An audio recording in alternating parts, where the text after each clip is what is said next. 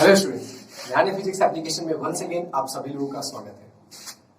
सबसे पहले आज चूंकि गुरु पूर्णिमा है, सो दैट्स व्हाई हम आप लोगों को गुरु पूर्णिमा की हार्दिक शुभकामनाएं देना चाहते हैं।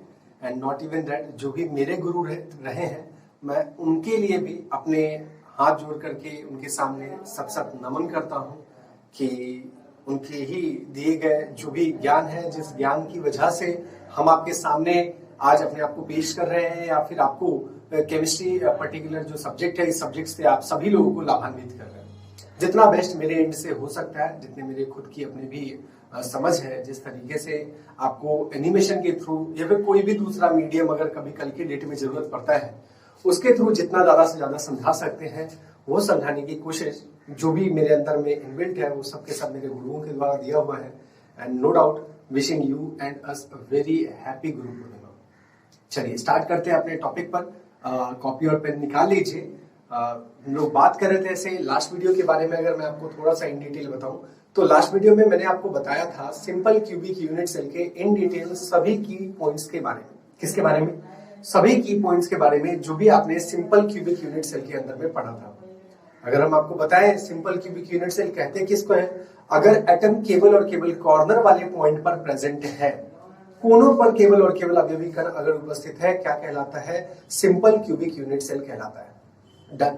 उसके जस्ट बाद हमने आपको बताया था effective number of atom present inside a simple cubic unit cell, मतलब कुल अवयवी कणों की संख्या किसी भी एक घनीय आद्य एकक कोशिका में जो उपस्थित होते हैं, उसके कितने अवयवी कण होते हैं वो निकाला था हमने। और निकाला था हमने, देखिए आप डायरेक्टली 1 मत बोलो, आप कभी भी बोलो तो बोलो 1/8 और इनटू कितना? इनटू 8। 1/8 से क्या समझ में आता है? एक कॉर्नर की वजह से होने वाले कंट्रीब्यूशन की बात समझ में आती है। फिर 8 से क्या समझ में आता है? 8 से क्या समझ में आता है कि टोटल कोना कितना होता है भाई? टोटल कोना होता है अपने पास, टोटल कोना होता है अपने पास, बताएं कितना होता है टोटल कोना किसी भी एक घन में? 8 होता है सर। तो 8 और इनटू एक कोने का कितना हो जाता है? 1/8 बराबर कितना हो जाएगा? 1 हो जाएगा ना। हमने आपको ये भी बताया था लास्ट वीडियो में, ये 1/8 कैसे से आ रहा है। ध्यान अगर आपको होगा कि हमने पहले एक को आधा किया था तो कितना बचेगा? आधा। फिर उस आधे का भी हमने आधा किया था तो कितना बचेगा? 1/4। 1/4 का भी जब आप 1/2 करोगे तो अगेन आपके पास कितना बचेगा? 1/8 आएगा। और वही होता है किसी भी एक कोने की वजह से कंट्रीब्यूशन किसी भी एक सिंपल क्यूबिक यूनिट से। क्या ये बात सबको समझ में आ रही? सही है। उसके जस्ट बाद हमने रिलेशनशिप बिटवीन देखा था ए और आर के बीच में क्या रिलेशन होता है। तो हमने बताया था कि ए इक्वल्स टू 2r होता है, जो कि साफ आप लोग डायग्राम के थ्रू बहुत अच्छे तरीके से समझ गए होंगे।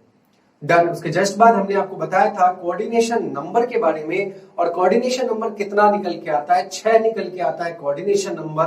और कितनी दूरी पर होता है? a डिस्टेंस पर होता है, ये हमने आपको बताया था।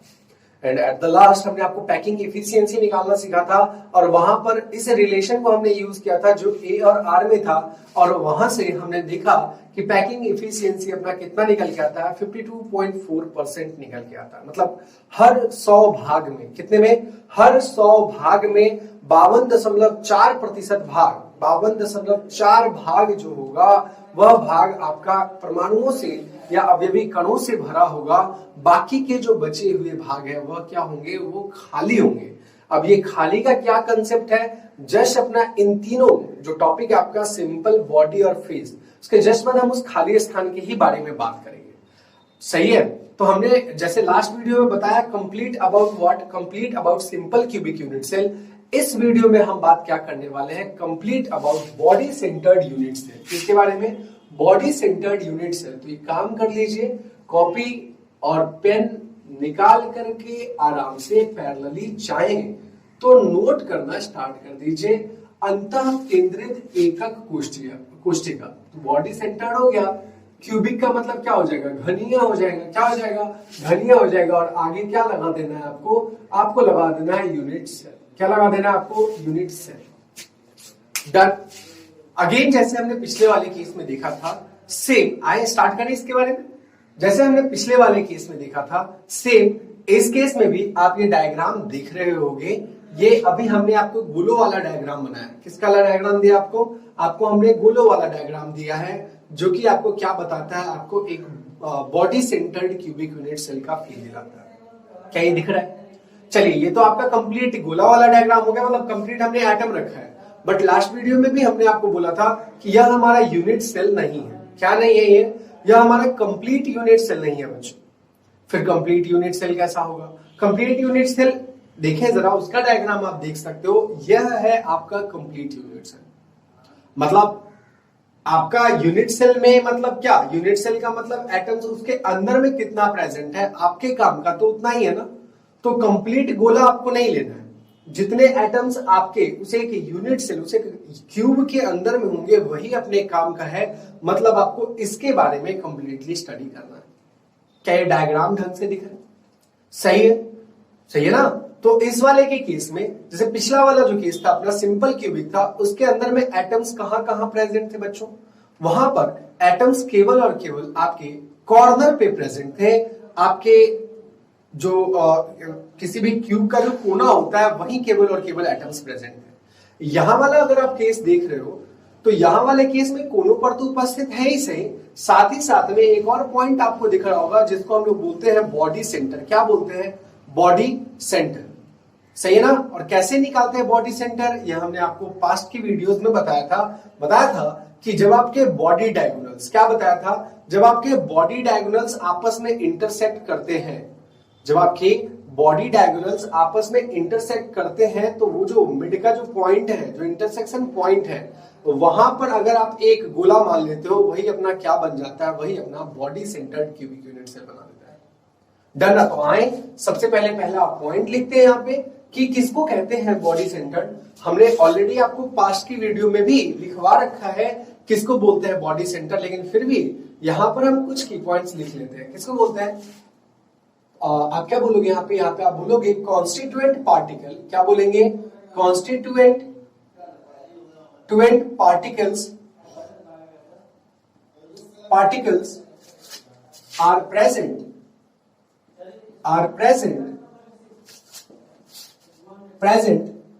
at what? पहला तो हमने आपको बोल दिया, पहला तो जो आपका कॉर्नर होता है, उस कॉर्नर पे at corner as well as कहां पे प्रेजेंट होगा? As well as at body centre. At body centre कहां प्रेजेंट होगा बच्चों? बॉडी के सेंटर पे प्रेजेंट होगा, जैसा कि आप डायग्राम में अगेन देख रहे हो। क्या ये बात समझ में आ रहा हो गया यहां तक के करीब? सही है।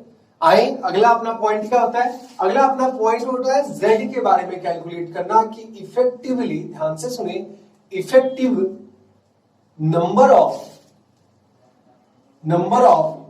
Atoms present. जैसा जैसा हमने पिछले केस में किया था, सेम वैसा ही हम इस केस में भी के लिए भी करेंगे। तो क्या निकालना अपने को? Effective number of atoms present in अब देखिए, बार बार आप लिखो उससे ज्यादा बेहतर है कि आप क्या लिख दो, यहाँ पे बीसीसी लिख दो। क्या लिख दो? बीसीसी लिख दो। और इसी इफेक्टिव नंबर को हम एक और टर्म से रिप्रेजेंट करते हैं, जो कि अपना क्या होता है? जो कि अपना होता है जेड। क्या होता है? जेड। आपका मन कर रहा है जेड का दूसरा सिंबल लगाने का, तो कोई दिक्कत नहीं है, आप अपने हिसाब से भी जेड का यहाँ पे सिंबल रिप्रेजेंट कर सकते हो। डन ना। चलिए बात करें जरा कि कितने नंबर प्रेजेंट होंगे, इसकी बात करनी है अपने। डन। दो जगह पर एटम प्रेजेंट है बच्चों, अगर आप डायग्राम फिर से ढंग से देख रहे होंगे तब। एक कहां प्रेजेंट है? एक तो प्रेजेंट है आपका जो कॉर्नर लिखा है, और दूसरा कहां प्रेजेंट है? बॉडी के सेंटर पे प्रेजेंट है। इस वाले के केस में मेरे को बहुत ज्यादा बताने की जरूरत नहीं है। क्यों नहीं बताने की जरूरत है? आप डायग्राम से साफ समझ सकते हो, एक तो कॉर्नर पर है और एक तो बॉडी के सेंटर पर है। ढंग से अगर आप बॉडी के सेंटर पर जो पड़ा हुआ एटम है, आप वह देखें और बताएं कि एक यूनिट सेल में ही वह कंप्लीट बॉडी के सेंटर पर रखा हुआ एटम है, या फिर कि किसी दो तीन यूनिट सेल में उसका कंट्रीब्यूशन जा रहा है। नहीं समझ में आया सर? फिर से सुने क्या बोल रहे हैं। बॉडी के सेंटर पर जो रखा हुआ आपका एटम है, ध्यान से सुनो, बॉडी के सेंटर पर जो रखा हुआ एटम है, क्या वह बॉडी के सेंटर पर ही है? मतलब एक ही यूनिट सेल के अंदर में कंप्लीटली दिख रहा है आपको, या फिर ये दिख रहा है कि उसका कुछ पोर्शन ऊपर वाले यूनिट सेल में भी यूज हो रहा है, कुछ पोर्शन नीचे वाले यूनिट सेल में भी यूज हो रहा है, कुछ पोर्शन लेफ्ट राइट आगे पीछे सब में यूज हो रहा है? आप ये बताएं। सर मेरे को तो दिख रहा है ना कि एक ही यूनिट सेल के अंदर में ही है वो पूरा का पूरा एटम। दिख रहा है क्या आपको? मतलब कंप्लीटली जो बॉडी के सेंटर पर रखा हुआ एटम है वह एक यूनिट सेल के अंदर में ही है, वो उसके बाहर में बिल्कुल नहीं जा रहा, वह उस यूनिट सेल के अंदर में ही है। अगर वह उस यूनिट सेल के अंदर में होगा तो उस बॉडी सेंटर की वजह से कंट्रीब्यूशन कितना होगा बच्चों? उस बॉडी सेंटर की वजह से तो कंट्रीब्यूशन सर 1 होगा, इस पे तो कोई डाउट नहीं है, तो कंफर्म है। क्या ये बात समझ में आ सही है? यहां तक बढ़े आगे। चलिए अब अगला क्या बचता है कि सर कॉर्नर की वजह से क्या कंट्रीब्यूशन होगा। तो बच्चों हमने लास्ट वीडियो में कॉर्नर की ही वजह से तो जो कंट्रीब्यूशन निकल के आता है उसके बारे में कंप्लीट एनालिसिस किया था। आप बताएं कि एक कॉर्नर का सेम वही होगा जो पिछले केस में था। कॉर्नर पर जो रखा हुआ एटम है उसका कंट्रीब्यूशन कितना होता है एक कॉर्नर की वजह से? आप सब जानते हो कि सर एक कॉर्नर की वजह से, लास्ट वीडियो में तो आपने 2 बार बता दिया, कितनी बार तो आपने बोल दिया है, एक कॉर्नर की वजह से कंट्रीब्यूशन आपका होता है 1/8 होता है ना। और ऐसे नंबर ऑफ कॉर्नर्स कितने प्रेजेंट हैं आपके एक यूनिट सेल में? बोले ऐसे कितने ऐसे कॉर्नर होते हैं किसी भी एक क्यूब में? हाँ सही बता रहे हो आप। ऐसे कितने होते हैं? ऐसे होते हैं आपके पास 8। कितने होते हैं आपके? होते हैं आपके 8। डन। चलिए जब जैसे आप इसको और इसको कट करोगे तो कितना आ जाएगा यहाँ पे 1, और उस 1 में आप 1 को जोड़ोगे तो कितना आ जाएगा आपके पास 2। अगेन बहुत ध्यान से सुने, कभी भी आप डायरेक्टली 2 मत याद करो, आप याद रखो ऐसे यूं 1 + 1/8 और इंटू 8। ये करने से क्या होगा? ये करने से आपका कंप्लीट रिवीजन भी हो जाएगा और आपको लॉजिक भी पता रहेगा कि कैसे कैसे एटम्स आपका बन रहा है और कैसे कैसे एटम्स का नंबर है उसके कंट्रीब्यूशन के अकॉर्डिंगली। क्या ये बात समझ में आए? बढ़िया। यहां तक की घड़ी में तो कोई दिक्कत नहीं होगा। डन। तो सिंपल आप एक डायग्राम देख करके भी इस चीज को फील कर सकते हो। सही है। तो आपका सेकेंड पॉइंट भी यहां पर कवर हो चुका है कि कितना effective number of atom present होगा किसी भी body centred cubic unit cell में। क्या यहां तक बात समझ में आ रही? बढ़े आगे। चलिए आगे बढ़ते हैं। आगे बढ़ के क्या पहुंचाएंगे अपन? आगे बढ़ के अपन पहुंचाएंगे, ध्यान से देखो, तीसरे पॉइंट के बारे में बात करते हैं। और वह क्या है? वह तो बहुत सिंपल सी बात है सर कि आप अब मेरे को बताओगे रिलेशन बिटवीन, क्या बताओगे? Relation between A and R. किसके किसके बीच के रिलेशन की बात करनी है अपने को बात करना है ए और आर के बीच में सर क्या रिलेशन होगा, आप इसके बारे में कुछ बताइए। लास्ट टाइम तो आपने बड़ा सिंपल बता दिया था ए = 2r, लेकिन सर यहां वाले के केस में डायग्राम देख करके तुम साफ कह सकते हैं, आपको दिख भी रहा होगा कि जो भी साइड पर एटम जो रखा हुआ है, मतलब किसी भी साइड पर जो एटम रखा हुआ है वो क्लोजली पैक नहीं है। बहुत ध्यान से सुनना क्योंकि ये यहाँ के लिए बहुत इंपॉर्टेंट सेक्शन अभी होने वाला है, तो इसकी अंडरस्टैंडिंग अपने को होना बहुत जरूरी है। जैसे पिछले केस में तो आपका क्या था? पिछले केस में आप जो डायग्राम देख रहे होगे, सिंपल क्यूबिक का जो डायग्राम अभी आप देख रहे होगे, पिछले वाले केस में तो बिल्कुल ही आपको ये दिख रहा होगा कि ये कुछ तो इस तरीके से एकदम बिल्कुल टच में, कोई सा भी एक साइड आप पकड़ लो और उस एक साइड में जो 2 रेडियस है मिलाकर के आपके एक पर्टिकुलर भुजा की लंबाई हो जाती होगी जो कि आपका है ए।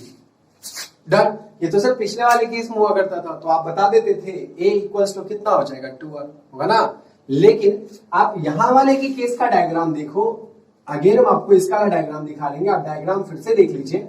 इस वाले के केस में आपको पता है कि बॉडी के सेंटर पर एक एटम रखा हुआ है बीच में, उसकी वजह से क्या हो जाएगा? उसकी वजह से किसी भी साइड पर अगर जो एटम रखा होगा ये जरूर आर है, ये जरूर आर है, और ये दोनों का जो डिस्टेंस होगा वह डिस्टेंस भी ए होगा, बट ये बीच का जो गैप है बच्चों वह नहीं पता है हमें, इसीलिए इस केस में आप a ≠ 2r कहेंगे, मतलब ये तो रिलेशन सर नहीं होगा।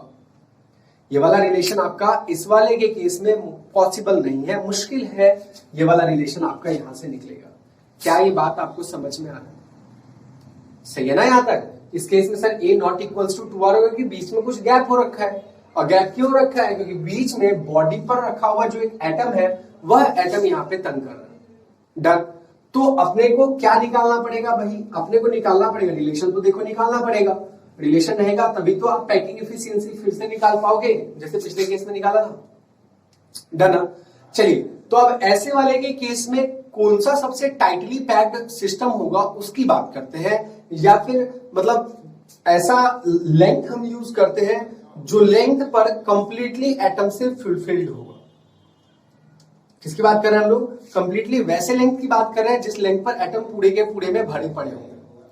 आप देख रहे होगे बॉडी सेंटर्ड वाले केस में जो ये बॉडी का डायगोनल है, कोई भी एक बॉडी का डायगोनल आप उठा लें, उस बॉडी के डायगोनल पे एक एटम रखा हुआ है, बॉडी के सेंटर पे रखा हुआ है। एक एटम आप पकड़ लो एक किसी कॉर्नर का, एक और दूसरा एटम पकड़ लो आप किसी दूसरे के कॉर्नर का। क्या ये बात समझ में आ रहा है? एटम्स अपने को पकड़ना है। कैसा कैसा एटम पकड़ लिया हमने पकड़ लिया दो कॉर्नर वाले का, अपोजिट जस्ट वाला, और बीच में जो बॉडी के सेंटर पे रखा हुआ है। इस वाले को जब अगर आप फील करोगे, इस वाले को जब अगर आप फील करोगे, आप डायग्राम भी देख रहे हो, एक बार हम यहाँ पे भी आपको डायग्राम बना देते हैं बॉडी सेंटर के लिए। आप देख सकते हो आप यहाँ पे, जैसे अगर आप ये देखो, ये आपका हो गया एक क्यूब, हो गया ना। चलिए एटम्स कहां प्रेजेंट होंगे? अब ये वाला पकड़ लो बॉडी डायगोनल। डायगोनल कौन सा बॉडी डायगोनल? आप ये पकड़ ले रहे हो यूं कुछ, तो इस तरीके से हो गई। यही तो होता है बॉडी डायगोनल, जो बीच बीच से जाएगा। डन। आए जरा आगे बात करते हैं कि सर इस वाले के केस में एक एटम तो कहां प्रेजेंट होगा? एक एटम तो कतई बीच में पूरा का पूरा प्रेजेंट होगा ना। अच्छा जी, एक और एटम कहां प्रेजेंट होगा? एक और एटम प्रेजेंट होगा कॉर्नर पे, और एक और एटम कहां प्रेजेंट होगा? इधर वाले कॉर्नर पे। आप देख रहे हो ना कि इस वाले के केस में ये रहा आपका आर, यहां रहा आपका आर, यहां रहा आपका आर, और यहां रहा आपका आर। कितने आर हो गए इस बारी? 4 आर हो चुके हैं। लेकिन एक चीज आपको और साथ में दिख रहा होगा कि सर आर तो भले 4 हो गया, लेकिन ये ए तो नहीं है सर। फिर से ध्यान से सुन लीजिए, आर तो आपका 4 हो चुका है, लेकिन ये हमारा ए नहीं है कंप्लीटली। अब जब अगर ए नहीं है अपने पास कंप्लीटली, तो हमको निकालना पड़ेगा बॉडी के डायगोनल का क्या लेंथ होता है। ध्यान से सुने, क्या निकालना पड़ेगा? बॉडी के डायगोनल का क्या लेंथ होता है, ये निकालना। कितना होता है अगर मैं आपसे पूछूं तो क्या बताओगे? बताओ। आपने 11th क्लास के मैथ्स में ऐसे 10th क्लास की अगर मैं आपको बताऊं तो वहां पर भी आपने लेंथ निकालना सीखा है। एक क्यूब का कितना निकलेगा लेंथ बताएं?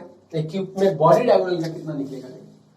साहब एक बात, तो ये आपका क्या हो जाएगा? ये आपका ए होगा। डन। आए जरा, ये भी आपका कितना हो जाएगा बताएं? ये भी आपका, अगर मैं आपको बोलूं ये वाला डिस्टेंस भी आपका कितना हो जाएगा बताओ जरा। इसको थोड़ा मैं आगे लेकर के जाना ताकि आपको ये समझ में आ जाए कि ये वाला भी डिस्टेंस की बात कर रहा हूं मैं। ये वाला भी आपका कितना हो जाएगा? ए होगा। बोले ये वाला भी ये होगा, ये वाला भी ये होगा। इनफैक्ट ये वाला भी लंबाई, चौड़ाई और ऊंचाई तीनों के तीनों क्या होने वाले? यहाँ पे तीनों के तीनों आपके ए होने वाले। अब जरा ध्यान से देखिए, आपने 10वीं क्लास में एक टर्म सुना होगा पाइथागोरस थ्योरम का, सुना है क्या? चलिए पाइथागोरस थ्योरम से आप ना सबसे पहले इसका लेंथ निकालो। किसका लेंथ निकालने की बात करें? लेट से मान लो ये रहा ए, ये रहा बी, ये रहा सी, ये मान लो लेट से तुम्हारे पास कैट डी है। तो ए बी आपका कितना हो गया? ए बी सी आपका कितना हो गया? ए, और आपको क्या निकालना है पहले? ए सी। और अल्टीमेटली आपको क्या निकालना है? अल्टीमेटली आपको डीसी निकालना है कि डीसी कितना होने जा रहा है। अल्टीमेटली अपने को डीसी निकालना है कि डीसी कितना होने जा रहा है। तो आए जरा क्या बोलेंगे, रिलेशनशिप की बात कर रहे हैं यहाँ पे, तो आप ये डायग्राम बना भी लोगे और साथ ही साथ में आप चाहे यहाँ पे लिख भी सकते हैं। क्या लिखेंगे यहाँ पे हेयर, आप यहाँ पे ऐसे करते हुए लिख देना हेयर। पहले तो आप एसी निकालो, तो एसी बराबर कितना हो जाएगा बताओ? अंडर रूट में, तो पाइथागोरस थ्योरम होता है ए स्क्वायर। पहले अंडर रूट में क्या लिखोगे आप? पहले स्टेप में आप लिख दो, आराम से कर लेते हैं। ए बी स्क्वायर प्लस में क्या हो जाएगा आपके पास? प्लस में आपके पास हो जाएगा बी सी स्क्वायर होगा। अब आप एक बात तो, ए बी स्क्वायर कितना हो जाएगा? ए बी स्क्वायर आपका हो जाएगा ए स्क्वायर। बी सी स्क्वायर भी आपका कितना हो जाएगा? वह भी आपका हो जाएगा ए स्क्वायर। तो कितना निकल के आ जाएगा? अंडर रूट में 2a स्क्वायर निकल के आ जाएगा। तो आंसर कितना आ जाएगा? √2a, और आगे क्या लगा देंगे? आगे लगा देंगे यूनिट। या आपका तो क्या निकल गया? ये आपका निकल गया एसी।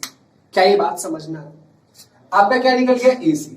किस ट्रायंगल की बात कर रहे थे? आप बात कर रहे थे इन ट्रायंगल। सबसे पहले देख लो, इन ट्रायंगल एबीसी। किस ट्रायंगल की बात कर रहे थे आप बात कर रहे थे इन ट्रायंगल एबीसी। हो गई एबीसी की बात है। बट अपने को एसी चाहिए था या फिर अपने को डीसी चाहिए था? अगली वीडियो में नो डाउट अपने को फेस डायगोनल की जरूरत पड़ेगी बच्चों। यही तो आपका कहलाता है कौन सा? Face diagonal. और डीसी आपका क्या बन जाएगा? बन जाएगा आपका बॉडी डायगोनल। तो ये एसी जो √2a यूनिट आया है, इसको हम लोग क्या बोलते हैं? इसको हम लोग बोलते हैं लेंथ ऑफ फेस डायगोनल। ये आपका क्या निकल करके आ जा रहा है? लेंथ ऑफ फेस डायगोनल निकल करके आ जा रहा है। चाहे तो आप इसको यूं ऐसे करते हुए डब्बे में भी डाल सकते हैं। क्यों डाल रहे हैं डब्बे में बच्चों? हम इसलिए इसको डब्बे में डाल रहे हैं क्योंकि अगले वाले वीडियो में हमें फेस सेंटर्ड की जब बात करनी होगी तो उस केस में हमें फेस के डायगोनल की जरूरत पड़ जाएगी। अभी बॉडी सेंटर की बात कर रहे हैं तो किस लेंथ की जरूरत पड़ने वाली है? बॉडी के डायगोनल की जरूरत पड़ने वाली है। ये जस्ट कॉपी करने के बाद आप अगला क्या लिखेंगे? अगला लिखेंगे आप ऑल्सो, क्या लिखेंगे यहाँ पे? ऑल्सो इन ट्रायंगल, कहां पहुंचेंगे अपन? In triangle. अब बात करो किस ट्रायंगल की बात कर रहे हो आप? अब आप बात कर रहे हो ए, डी और सी की। किस ट्रायंगल की बात कर रहे हैं हम लोग? हम लोग बात कर रहे हैं ए का, डी का और सी का। तो इस ट्रायंगल में आप क्या बोल दोगे? इस ट्रायंगल में आप बोल दोगे यहाँ पे हेयर। क्या बोल देंगे यहाँ पे? हेयर। चलिए एक बार फिर से पाइथागोरस लगाते हैं। क्या लगाना है अपने को? पाइथागोरस लगाना है। तो आप एक बात बताओ, ये वाला हाइट आपका क्या हो जाएगा? ये वाला भी हाइट आपका तो क्या है? ए है ना? ये वाला भी हाइट आपका है। तो आपको क्या निकालना है? डीसी निकालना है। तो डीसी स्क्वायर बराबर कितना हो जाएगा बताओ? एडी स्क्वायर प्लस में एसी स्क्वायर। और सिंपल सी बात है, ये आपने 10th क्लास में तो पढ़ा ही है कि कभी भी एक राइट एंगल समकोणीय त्रिभुज के अंदर में जो विकर्ण का स्क्वायर होता है, जो वर्ग होता है, वह आपके लंब के प्लस में आधार के इंडिविजुअली वर्ग के बराबर होता है। ये तो पढ़ा ही है ना? सही है ना? हमने बस वही वाला रिलेशन यूज करते हुए हम यहाँ पे डीसी की लंबाई निकाल ले जाएंगे। तो क्या लिखेंगे आप यहाँ पे? आप यहाँ पे लिखोगे डीसी बराबर कितना हो जाएगा? अंडर रूट में, वही स्क्वायर हटता है तो इस साइड आएगा तो अंडर रूट लग जाएगा, बराबर में आपका हो जाएगा एडी स्क्वायर प्लस में आपके पास क्या आ जाएगा? प्लस में आपके पास आ जाएगा, लेट से क्या आ जाएगा यहाँ पे? AC square. क्या आ जाएगा? प्लस में आ जाएगा एसी स्क्वायर। अब एडी आपको पता है कितना है? ए। एडी कितना है आपका? ए। तो यहां क्या कर देंगे? यहां कर देंगे ए का स्क्वायर। बताएं एसी कितना है? किसकी बात कर रहे हैं अपन? एसी की बात करो। और एसी कितना आपको दिख रहा है यहाँ पे? √2a। कितना दिख रहा है? √2a। तो √2a का भी आपको क्या करना पड़ेगा? यहाँ स्क्वायर करना पड़ेगा। तो यहां से क्या आ जाएगा? ए स्क्वायर और प्लस में √2 का स्क्वायर और प्लस में ए का स्क्वायर इंटू ए का स्क्वायर। अब किसी भी रूट अंडर एक्स का जब आप स्क्वायर करते हो वो किसके इक्वल हो जाता है? वह आपका सिंपल एक्स के इक्वल हो जाता है। जिसको ये भी नहीं समझ में आ रहा, समझे कि रूट का मतलब कितना आता है? एक्स की पावर 1/2। और इसी का तो आप क्या कर रहे हो? स्क्वायर कर रहे हो ना? अच्छा, ये तो बात हो गई। हमने आपको पहले भी बताया था बच्चों, इस चीज को आप बिल्कुल फिर से कॉपी के बाहर निकाल के लिख लीजिए। ए की पावर एम की पावर कभी भी एन होती है, मतलब ए की घात एन, एम की घात एन। तो यह इक्वल होता है ए की पावर एम और इंटू किसके इक्वल हो जाता है? आपके एन के इक्वल हो जाता है। आप उस चीज को बगल में निकाल के रख लो, कॉपी के टॉप पे लिख लो, क्योंकि ये छोटी मोटी चीजें हैं जिसका यूज आपको बराबर आगे आने वाले केमिस्ट्री के इवेंट चैप्टर में पढ़ने वाला है। डन। तो आप एक बात, तो यहाँ पे हाफ है और हाफ को आप 2 से गुना करोगे तो कट जाएगा, कितना बचेगा? एक्स। सेम वही चीज √2 का स्क्वायर करोगे तो कितना आ जाएगा? 2। और ए का करोगे स्क्वायर तो कितना आ जाएगा आपके पास? आपके पास आ जाएगा ए। कितना हो गया? ए स्क्वायर प्लस 2a स्क्वायर। दोनों को जोड़ देंगे, कितना बनेगा? 3a square. कितना बनेगा? 3a square. मतलब रूट अंडर में कितना आ जाएगा? 3a square. इसीलिए आप क्या बोलोगे? डीसी बराबर कितना आ जाएगा? √3 और आगे क्या आ जाएगा? a। और उसके आगे क्या लिख देना अपने को? यूनिट। उसके आगे क्या लिख देना अपने को? यूनिट। जहां पे डीसी क्या है आपका? डीसी है आपका लेंथ ऑफ ये फेस डायगोनल था, तो ये आपका क्या बन जाएगा? ये अब आपका बन जाएगा बॉडी डायगोनल। क्या बन जाएगा? Body diagonal. क्या ये बात सबको समझ में आ रहा है? आराम से पैरेलली नोट कीजिए। छोटा सा गणित हमने यूज किया है जिसको तो देखो हमें करना ही पड़ेगा सॉल्व। आप इसको एक और तरीके से निकाल सकते हो कोऑर्डिनेट ज्योमेट्री में, कि अगर मान लो किसी एक पॉइंट को मान लो 0,0,0, एक पॉइंट को मान लो आप a, होगा, और डिस्टेंस फॉर्मूला लगा दीजिए आप वहां के भी हिसाब से आप निकाल सकते हैं। क्या होता है डिस्टेंस फॉर्मूला बताएं? अंडर रूट में x2 माइनस x1 का होल स्क्वायर प्लस में y2 माइनस y1 का होल स्क्वायर प्लस में z2 माइनस z1 का होल स्क्वायर। सब में 1 वाला टर्म कितना है? मतलब जो z1 हो गया, x1 हो गया, y1 हो गया, वो सबका सब तो आपका 0 है। और जो भी आपका x2 बोलो, y2 बोलो, z2 बोलो, सबका सब आपका क्या हो जाएगा? a हो जाएगा।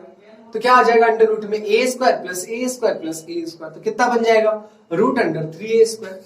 देखिए क्या आ गया आपके पास? √3 आ गया। हाँ, हमने जानबूझ करके पाइथागोरस क्यों बताया, आप लोगों के दिमाग में आ रहा होगा सर आपने पहले क्यों नहीं बताया, वो डिस्टेंस फॉर्मूला वाला तो ज्यादा सिंपल है, एक लाइन में निकल रहा है। बात सही है, लेकिन जो लोग बायो से हैं उनने 11th क्लास में तो ये मैथ्स में नहीं पढ़ा। अब कह रहे होगे कि सर 10th में तो पढ़ा था, 10th में आपने पढ़ा था बट 2 तक के करीब में पढ़ा था, एक्स और वाई वाला, जेड वाला आपने नहीं पढ़ा था। सही है ना। आप जेड वाला आप कहां पढ़ते हो, जेड वाला आप पढ़ते हो 11th क्लास में, तो जैसे आप अगर उसको 11th क्लास में पढ़ते हो तो बायो वाले के लिए थोड़ा इरेलेवेंट हो जाता है। इसीलिए हम बेसिक इसको यूज कर रहे हैं, इसलिए हमने बेसिक यूज करा, हमने पाइथागोरस थ्योरम को, जिसको सबको ही जान रहा होगा, तो कोई खास दिक्कत यहाँ पे नहीं आनी चाहिए। फटाफट इसको आप नोट कीजिए। कर लिया गया, मिटा दे, चल इसको मिटा देते हैं और इस रिलेशन को अपन यूज करते भी थोड़ी देर में, जस्ट अभी अपन यूज करने वाले हैं।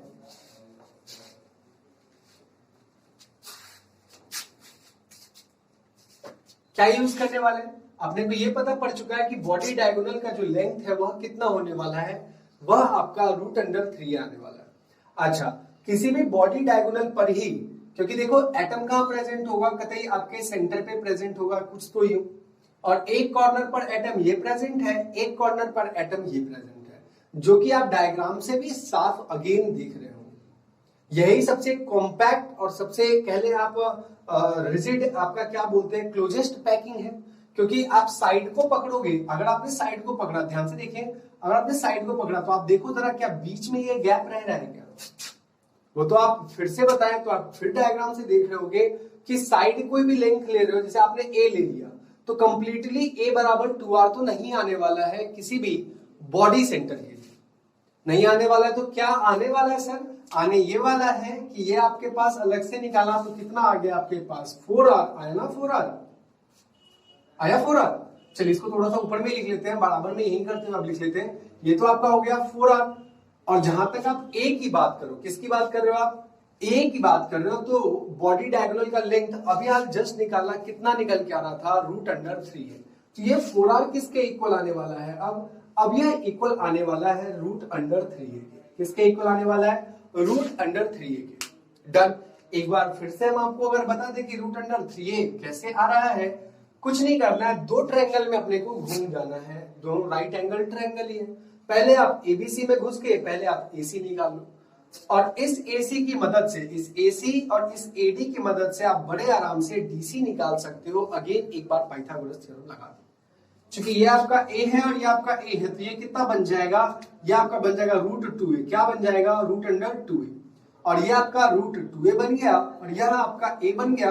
तो इसको अगर हम बाहर के साइड से प्रोजेक्ट करें, किसके साइड से प्रोजेक्ट करें, बाहर के साइड में अगर प्रोजेक्ट करें तो यह आपका कितना बन जाएगा, यह आपका √3a बन जाएगा, है ना। आसान सी चीज है, कोई बहुत बड़ी बात नहीं है। तो देखिए सबसे इंपॉर्टेंट जो चीज है अपना, वह क्या है, रिलेशन है आपका बेसिकली किसके किसके बीच में, ए और आर के बीच में, जो कि आप लोगों ने निकाल लिया, जो कि आप लोगों ने निकाल लिया है।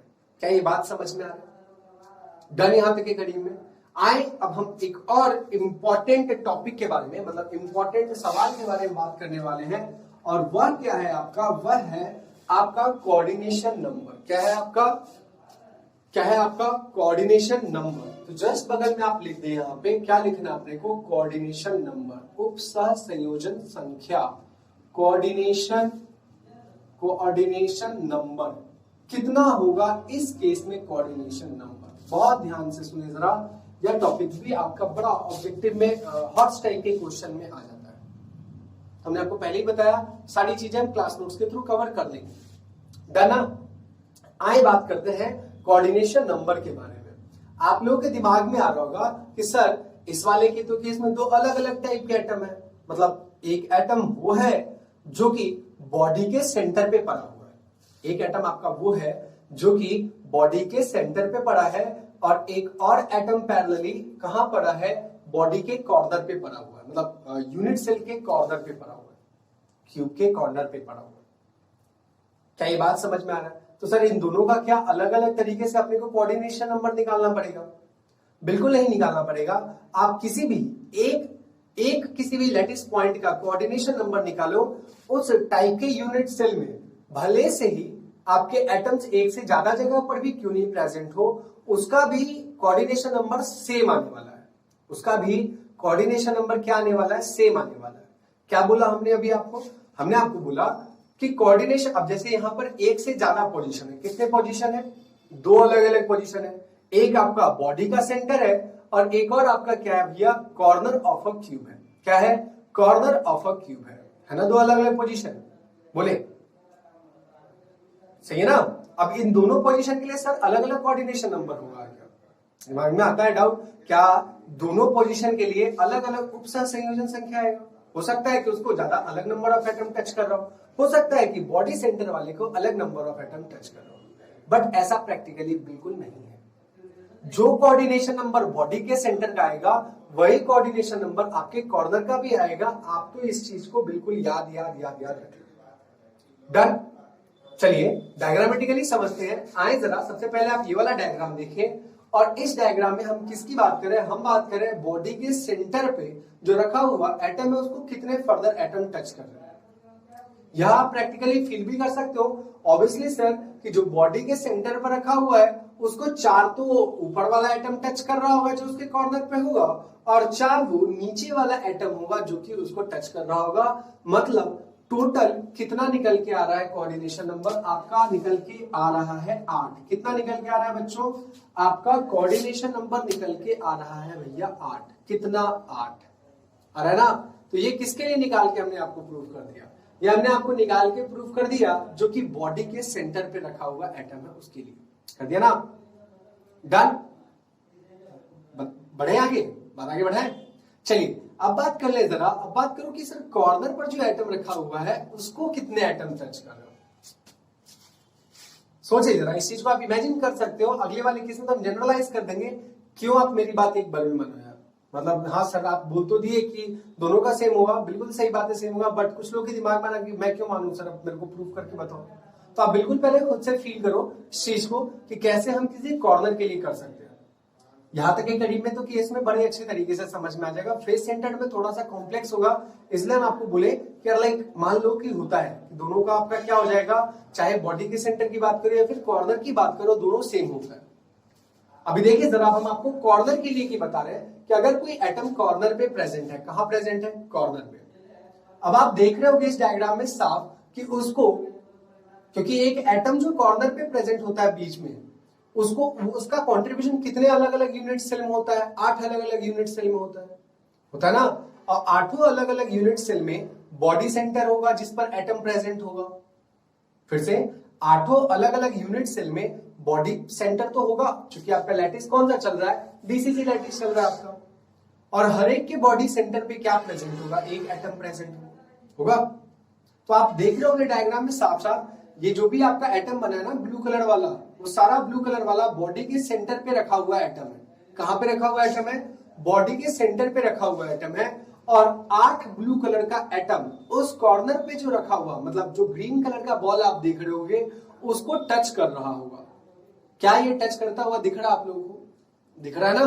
तो इस वजह से आपका कोऑर्डिनेशन नंबर कितना निकल के आ जाएगा? आपका 8। तो आपको अभी हमने प्रूव भी कर दिया कि आइदर आप बात करो बॉडी के सेंटर का या फिर आप बात करो कॉर्नर का, दोनों की बात करो आप, और इन दोनों का जो कोऑर्डिनेशन नंबर निकल के आ रहा हो बिल्कुल क्या रहा आपके पास? सेम निकल के आ रहा है। डन? पहली बात। दूसरी बात कि सर कितने डिस्टेंस पर होगा, ये तो आप बताए नहीं, ये वाला भी तो बात बताओ आप, कितने डिस्टेंस पर होगा? सोचो कितने डिस्टेंस पर सबसे पहले आपका एटम पड़ा हुआ रहेगा, उसकी बात करना है। तो बच्चों देखो अभी जरा, हमने थोड़ी देर पहले आपको अभी क्या निकाल के बताया?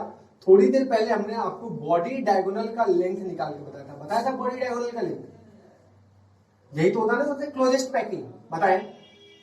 यही पैकिंग तो सबसे क्या बनता है? क्लोजेस्ट पैकिंग बनता है। और यह जो भी आपका क्लोजेस्ट पैकिंग बन रहा है, इसका वैल्यू कितना होता है? रूट अंडर क्या बन जाएगा? Root under 3। क्या बन जाएगा आपके पास? रूट अंडर 3 बन जाएगा ना? ये तो भी हमने बताया।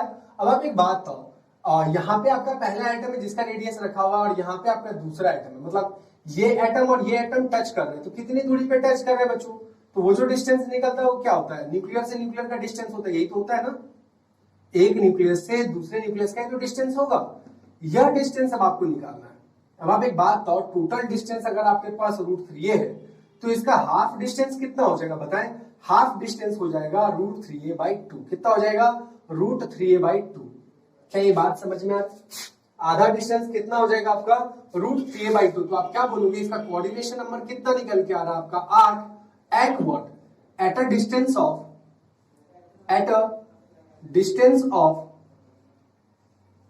√3a कितना 2। कितने डिस्टेंस पर आ रहा है बच्चों, यह आपका आ रहा है √3a/2 डिस्टेंस।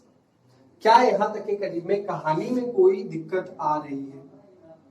क्या ये बात आपको समझ में भी आ रहा है यार? बोलो कितना डिस्टेंस हो जाएगा √3a/2। डन ना? तो आपको ये भी समझ में आ गया, चाहे आप कहीं का भी ले लो, आप दोनों में से किसी भी जगह का देख लो, कोऑर्डिनेशन नंबर का तो मतलब वही कि नियरेस्ट नेबर। तो जो एक डिस्टेंस फिक्स होगा वो तो सबके लिए ही फिक्स होगा। अब आपको पता है कि टोटल बॉडी डायगोनल का डिस्टेंस का लेंथ कितना होता है √3a। अब ऑब्वियसली एक से दूसरे सेंटर के बीच का जो डिस्टेंस होगा वो कितना हो जाएगा, वह आपका हो जाएगा √3a/2। कितना हो जाएगा √3a/2, जो कि आपको साफ यहां से दिख रहा होगा। डन? बढ़े आगे? चलिए अब इसको भी आप लिख लीजिए। अभी हम जस्ट इसको मिटा दे रहे हैं ताकि अपने पास थोड़ा जगह खाली हो। किसके लिए? सबसे लास्ट जो आपका पॉइंट है, क्या आपका है वो, पैकिंग इफिशियंसी, मतलब संकुलन क्षमता वाला जो पॉइंट है। इसके बाल भी थोड़े बड़े हो गए हैं, इसको थोड़ा कटवाना बहुत जरूरी हो गया। कोई नहीं, जल्दी, इनफैक्ट आज ही कोशिश करते हैं। कोऑर्डिनेशन नंबर कितना निकल के आ जाएगा बच्चों, यह आपका निकल करके आ गया 8, और बगल में क्या लिख दोगे, at a distance of what, at a distance of √3a। कितनी दूरी की बात कर रहे हो आप, √3a/2। कितना, √3a/2। डन? क्या ये बात समझ में हो गया? आए बात करें जस्ट इसके आगे वाले पॉइंट के बारे में, और वह अपना क्या पॉइंट है, वह है अपना पैकिंग इफिशियंसी। क्या है अपना बच्चों, वह है अपना पैकिंग इफिशियंसी। पैकिंग इफिशियंसी किसकी बात करें हम लोग, पैकिंग इफिशियंसी। पैकिंग इफिशियंसी में पी भी चाहो तो आप लिख सकते हो, पीएफ भी चाहो तो आप लिख सकते हो, कोई इश्यू नहीं। चलिए निकालते हैं पैकिंग इफिशियंसी। अब एक बात तो, यहाँ इफेक्टिव नंबर ऑफ एटम कितना प्रेजेंट है, 2, है ना। अब मतलब जो वॉल्यूम ऑक्यूपाइड होगा वह एक एटम का होगा या 2 एटम का होगा? ऑब्वियसली सर 2 एटम का होगा। पिछला वाला केस सिंपल क्यूबिक था, वहां पर आपके कितने एटम्स आ रहे थे, एक ही आ रहे थे ना। यहां पर कितने एटम्स आपके पास है, 2 एटम्स अगर आपके पास है तो कितना आपका एटम ऑक्यूपाई करेगा जगह, वॉल्यूम कितना हो जाएगा, जस्ट जो आप एक स्फीयर का वॉल्यूम निकालते हो उसी का कितना गुना कर देना, अपने को 2 गुना कर देना, यही करना है ना। आए एक साइड से लिख करके बात करते हैं, पैकिंग इफिशियंसी की बात करते हैं। देखो थोड़ा सा और इस साइड से लिखते हैं, पैकिंग इफिशियंसी बराबर क्या होता है, फॉर्मूला पहले लिखते हैं, volume occupied by the atoms. अब यहां पर एक तो नहीं है, एक से ज्यादा है, इसलिए क्या लिखा हमने यहाँ पे, volume occupied by the atoms, जितने भी एटम। और अपॉन में क्या लिखोगे, अपॉन में लिखोगे volume of what, volume of unit cell, volume of unit cell. क्या ये बात समझ में आ गई? डन यहां तक? चलिए volume occupied by the atom जो बोला है आपको। अब आप एक बात तो, कितने एटम प्रेजेंट है बच्चों, 2, तो कितना लिखेंगे, 2 गुना एक एटम का वॉल्यूम, एक गोला का वॉल्यूम कितना होता है सब जानते हैं, 4/3, पाई को तो पाई लिख दिया, आर की जगह पे आप क्या लिख दो, अभी तो आर की जगह पे आप r³ ही लिख दो। क्या लिख दो आप, r³ ही आप चाहो तो लिख दो, और इसको बना दो यहां से एक स्ट्रेट लाइन, मतलब बट्टा सा। अब volume of a unit cell बोल रहा है तो उसकी जगह पर अपने को क्या करना है, उसकी जगह पर अपने को करना है a³। क्या करना है, a³, और मल्टीप्लाइड बाय कितना कर देना अपने को, 100। क्यों, ताकि परसेंटेज में बात कर ले हम लोग, प्रतिशत में बात कर ले हम लोग। आए अब बात करें, अब यहां पर एक जगह a³ है और एक जगह r है, दिख रहा है क्या आपको, इन दोनों के बीच में रिलेशन, ताकि फिर से कट जाएगा ना। आए देखिए यहां से आप क्या बोल सकते हो, क्या करना चाहोगे आप, आइदर r को a के टर्म में लिख दो या फिर आप a को r के टर्म में लिख दो। लास्ट वीडियो में हमने a को r के टर्म में लिखा था, इस बार हम आपको r को a के टर्म में लिख देते हैं, ताकि आप कभी भी कोई भी इंटरचेंज करोगे तो कोई फर्क नहीं पड़ेगा। तो r बराबर कितना हो जाएगा, √3/4 टाइम्स कितना आ जाएगा आपके पास, a आ जाएगा। और इस रिलेशन को आप यहाँ पे यूज करें, किस रिलेशन को, ये 4 है तो तिरछी गुना हो गया, तो 4 कहां पहुंच जाएगा, नीचे पहुंच जाएगा, गुना में ही है ना इस साइड, तो इधर जाएगा तो कहां पहुंच जाएगा, भाग में। क्या लिखेंगे अब आर बराबर √3/4 टाइम्स जो आपका ए है उसी का क्या करना अपने को क्यूब करना है। तो आए 2 गुना कितना बन जाएगा 4/3 और कितना बन जाएगा 22/7 और आर की जगह पे कितना हो जाएगा √3/4 टाइम्स आपके पास आ जाएगा ए, जिसका अपने को क्या करना है क्यूब और अपॉन में क्या करना है ए क्यूब और गुना कितना करना है 100। डन, सही है ना। अब सिंपल सी गणित है जिसको आपने को लगाना है और गणित में तो आप सबके सब बहुत अच्छे स्टूडेंट हो। जैसा आपके गुरुजनों से सुनने को मिला है कि मैथ्स में आप लोग काफी सही है, मैथ मतलब काफी इनबिल्ट है कि मतलब मैथ्स तो आता ही आप लोगों को। अब यहाँ ऑनवर्ड्स देखें जरा, थोड़े बायो वाले लोगों को दिक्कत हो सकता है तो हम उनके लिए सॉल्व करते हैं भाई, मैथ्स वाले लोग यहाँ पे इरिटेट मत होना। डन, आए जरा बात करें। और सबसे पहले तो आप ए क्यूब वाला फंडा देख लो। थोड़ी देर पहले भी हमने आपको बताया था कि अगर अलग अलग रहा तो इस पे भी क्यूब चढ़ेगा और ए पे भी क्यूब चढ़ेगा। कर ले जरा इंडिविजुअली, तो कितना बनेगा 2 बटा कितना हो जाएगा 1 और इंटू कितना आ जाएगा 4 बटा कितना हो जाएगा 3 और इंटू कितना हो जाएगा 22 बटा पाई की जगह हमने लिख दिया 22/7 और √3/4 का क्या करना है क्यूब। अब √3 का करो घन क्यूब कर, तो √3 इंटू √3 इंटू √3, 2 √3 मिलकर 3 बनेगा और 3 को आपको किससे मल्टीप्लाई कर देना है √3 से मल्टीप्लाई कर देना है। तो यहाँ पे आप चाहे डायरेक्टली लिख ले 3√3 और 4 का आप करो क्यूब, तो 4 चौके 16 चौके 64 कितना आ जाएगा 64, कितना आ जाएगा 64 और बगल में क्या है ए क्यूब और बगल में क्या है 100 और पूरे के नीचे बट्टा में क्या कर दोगे आप, पूरे के नीचे बट्टा में कर दोगे ए क्यूब। क्या कर देंगे अपन ए क्यूब कर देंगे। क्या ये बात समझ में आ रही है? यहां से आप ए क्यूब से क्या कट कर दोगे, ए क्यूब से आप कट कर दोगे ए क्यूब। क्या कट कर देंगे ए क्यूब से कट कर देंगे हम ए क्यूब को। और साथ ही साथ में अब जरा थोड़ा ध्यान से देखें, अब तो नीचे कुछ बचा नहीं, बस इसी टर्म को तो आपको सॉल्व करना है। किस टर्म को सॉल्व करना है नहीं समझ में आ रहा सर, कर ले जरा। तो यहाँ हो जाएगा 2/1, यहाँ हो जाएगा 4/3, यहाँ हो जाएगा 22/7, यहाँ हो जाएगा 3√3/64 और इंटू हो जाएगा आपके पास 100। बस इसी टर्म को सॉल्व करना है। कुछ दूर तक के करीब में सॉल्व कर भी लेते हैं। यहाँ पे 4 से कट जाएगा 16 टाइम्स, ये सब तो आता है ना आपको। 2 से कट जाएगा 8 टाइम्स कटेगा, 1 3 से तो सर 1 3 भी उड़ाने का मन कर रहा है और 2 से कटेगा 11 टाइम्स, 2 से कटेगा 4 टाइम्स कटेगा। गणे यहां तक आए, आगे देखें तो कितना बचेगा अपना यहाँ पे बचेगा 11 और बचेगा √3 और इंटू कितना बचेगा 100 बट्टा में कितना हो गया 7 और बट्टा में कितना हो गया 4। डन, इतना बचेगा यहाँ पे। 4 से अगर आप चाहे तो काट सकते हैं, बट मेरा तो मन नहीं कर रहा काटने का, मत काटो। 11 लिख दो और इसको और क्या लिखो चाहो तो आप यहाँ पे 11 बट्टा में कर दो आप 28, गुना कर दो, ये आपका 1.732 होता है और गुना कर दे तो यहाँ कितना हो जाएगा 100। डन, बस अब आपको उसको सॉल्व करना और जैसे से ही आप उसको सॉल्व करोगे, देखिए ये वैल्यूज आपको याद करना पड़ता है, इसलिए वैल्यूज अपने को याद है। अदरवाइज मैं आपको इसको आपके सामने में ही पूरा सॉल्व करके बताता। ये डेटा आपको याद ही रख लेना है। थोड़े बहुत दूरी तक के करीब में पेपर में क्वेश्चन पूछेगा तो कैलकुलेट कर देंगे, सीधा नहीं कि यहाँ के बाद डायरेक्टली लिख देंगे 68%, ये मत करना। आप इसके बाद जितना स्टेप तक के करीब में जा सकते हो उतने स्टेप तक जाना एंड फाइनली आप बता देना कि यार इक्वल टू कितना आ जाएगा, अप्रोक्सीमेटली आ जाता है आपके पास 68%। कितना परसेंट आ जाता है 68%, 68%। प्रतिशत का मतलब क्या कि पर 100 भाग वॉल्यूम में, हर 100 यूनिट वॉल्यूम में 68 यूनिट वॉल्यूम किससे ऑक्यूपाइड होगा भैया, आपके अवयवी कणों से भरा हुआ रहेगा। कितना प्रतिशत 68%। तो खाली कितना प्रतिशत रहेगा 32%। पिछले बार वाले के केस में आपको कितना आया, आपका कितना आया था पैकिंग एफिशिएंसी संकुलन क्षमता सर 52.4। तो उस केस में हर 100 यूनिट में 52.4 यूनिट ही आपका किससे भरा होगा, एटम से भरा होगा। यहाँ पे आपका कितना आ गया 68% आया।